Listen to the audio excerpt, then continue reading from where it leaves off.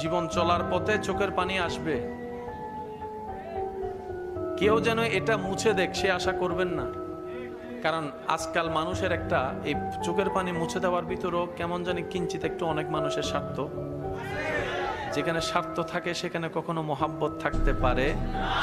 কখনো যদি চোখের পানি চলেও আসে দুনিয়ার কোনো কারণে, বুদ্ধিমানের মতো একটা কাজ করবেন, যাই নামাজটা বিছিয়ে সিজদায় পড়ে যাবেন।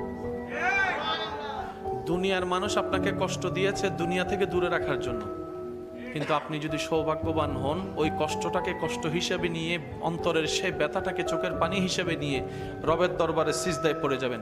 সে আপনাকে দুনিয়া থেকে আলাদা করতে চাইছে, দুনিয়ার চোখে ফেল করাতে চাইছে, কিন্তু আপনার এই বুদ্ধিমানের ধৈর্যশীলের কাজ, আপনার সিজদায় পড়ে যাওয়া আপনাকে রবের রহমতের এমন কাছে নিয়ে যাবে। সে আপনাকে ছোট্ট দুনিয়া থেকে মারুম করতে চেয়েছে, ওদিকে আপনার রব আপনার চোখের পানি থেকে খুশি হয়ে আপনাকে জান্নাতও দিয়ে দিতে পারে।